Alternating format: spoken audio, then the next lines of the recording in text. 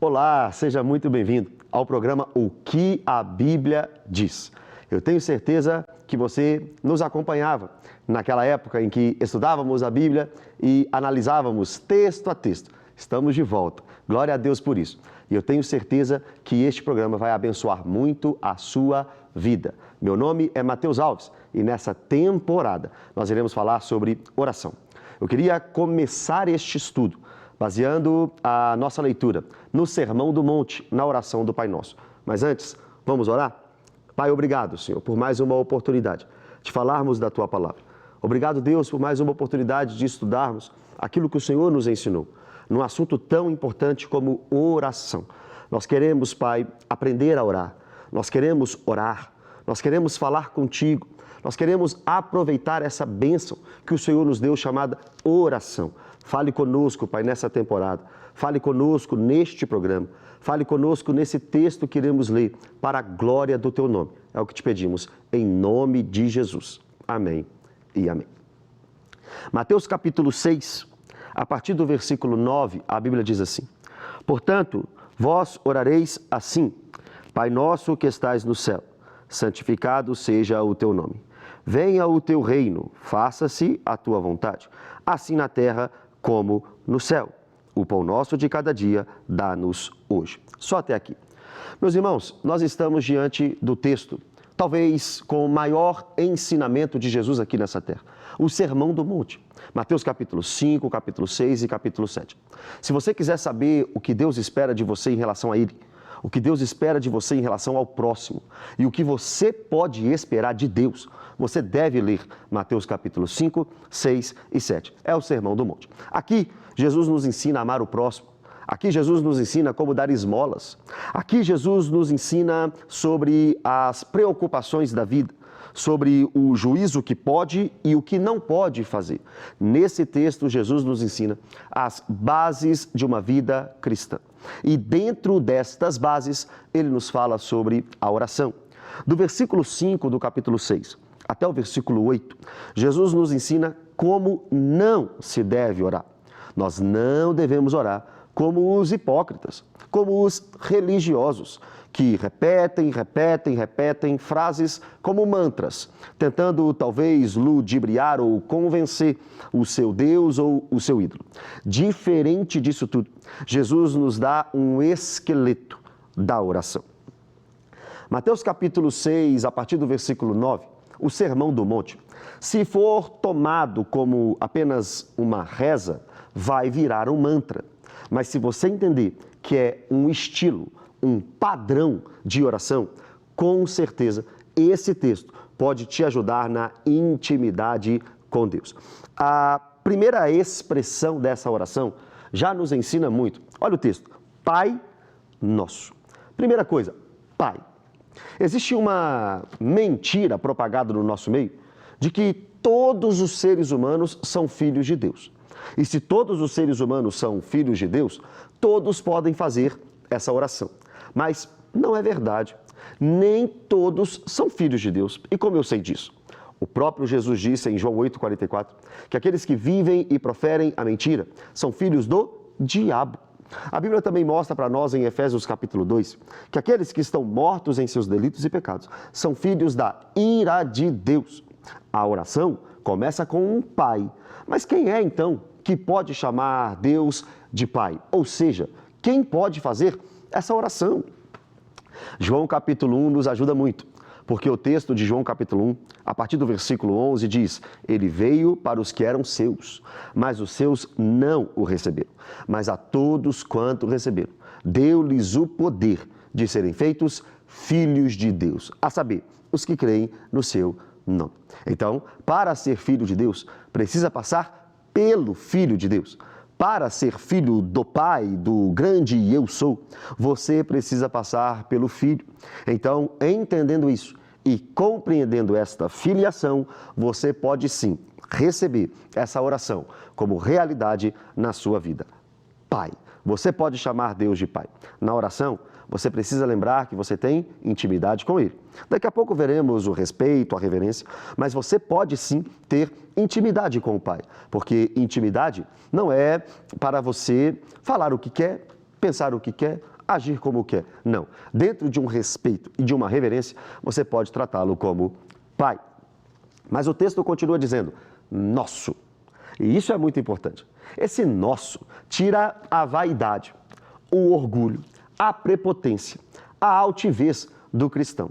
Perceba, ele é o seu pai e você pode chamá-lo assim. Eu posso chamar Deus de pai, só que ele não é apenas o meu pai. Ele não é apenas o seu pai, ele é nosso. Isso quer dizer que o irmãozinho do lado, aquele que frequenta a sua igreja, senta na sua frente, senta atrás de você, também pode chamar Deus de pai. Você não é prioridade de Deus. Na oração, meu pai. Na oração, meu íntimo. Na oração, meu Abba. Mas não só meu, do meu irmão também. Daquele que congrega comigo também. Do meu pastor também. Do meu líder, do meu liderado. Então, você, eu, nós não somos prioridades. Imagina na oração, você pedindo algo para Deus que você quer tanto, mas pedindo também para o seu irmão. Por quê? Porque ele é seu pai, mas pai nosso. Imagina tudo o que você quisesse para você. Você pedindo na oração para o seu irmão do lado. Por que fazer isso, Mateus? Porque ele é pai nosso. Quando nós entendemos o que é ser igreja e a filiação que todos nós cristãos temos, nós deixamos um pouco o egoísmo de fora da oração. Entendemos que é o nosso pai, mas é nosso. A oração também continua dizendo, que estais nos céus. Ao mesmo tempo que ele é pai, ele está no céu. Ao mesmo tempo que ele é nosso íntimo, ele está em um alto e sublime trono. O nosso Deus está nos céus. Isso significa que ele tem todo o poder e toda a autoridade. O nosso Deus não é um gênio da lâmpada, que faz aquilo que você quer porque você orou, porque você conversou com ele, porque você falou com ele. Não. Nós iremos ver ao longo dessa temporada que uma oração, para ser atendida, precisa estar diante de alguns moldes, algumas bases. Não é um vale tudo a oração. E quando você vai orar, entendendo que ele está nos céus, você ora entendendo que ele é autoridade, governo sobre a sua vida. Se ele é governo, será que você falaria diante de um governador tudo o que você quer e da forma que você quer? Não. Será que você pode mandar em um governante? É claro que não. Será que você deve submissão ao governante? Com toda certeza. Você, na oração, precisa entender que ele é o seu pai, mas que ele está nos céus. A oração continua, santificado seja o teu nome. Venha o teu reino, faça-se a tua vontade, assim na terra como no céu. Então, se ele é o nosso pai, se ele está nos céus, que aqui na terra, tudo que a gente fizer, santifique o nome de Deus. É óbvio que nós não temos o poder de tornar o nome de Deus mais santo do que ele é. Não é isso. Sem dúvida alguma, você não vai pensar isso. Nós não temos esse poder, mas nós podemos, com as nossas ações, santificar o nome de Deus em tudo. Você, dona de casa que está me assistindo, quando você ora ao Pai Nosso, você pede a Ele, Senhor, seja o seu nome santificado nas minhas tarefas de casa. Quando você, estudante, começa a orar o Pai Nosso, chegando nessa parte, seja feita a tua vontade, você corre para Ele e diz, Senhor, que em cada estudo, que em cada aula o seu nome seja glorificado e que eu possa mostrar a todos os alunos da minha sala, por exemplo, o quanto o seu nome é santo, o quanto o seu nome é digno de reverência. Quando você começa a levantar essas bases na oração, a próxima base fica muito fácil. Faça a tua vontade, assim na terra como no céu. Também venha o teu reino. A cultura de Deus, o governo de Deus, a forma como acontece no céu, na terra. Venha o teu reino. E quando você fala isso, você também automaticamente vai falar com Deus. Seja feita a tua vontade, assim na terra como no céu. Irmão, nós precisamos deixar um pouco as nossas vontades. Eu sei que é difícil, eu sei que não é tão fácil você orar não somente a sua vontade, eu sei, mas a Bíblia me ensina a orar a vontade de Deus. A Bíblia não me ensina a buscar só os meus interesses e prazeres, só os meus desejos. Não! Quem disse isso para você está mentindo. A Bíblia nos ensina a orar a vontade de Deus. Sabe por quê? Porque é Ele que sabe o que é melhor para nós. É Ele que sabe o que é melhor para os seus planos, para os seus projetos. É Deus que governa toda a história. É Deus que sabe o que vai acontecer com você, o que pode acontecer, o que não pode acontecer. É Ele que escreveu a sua história.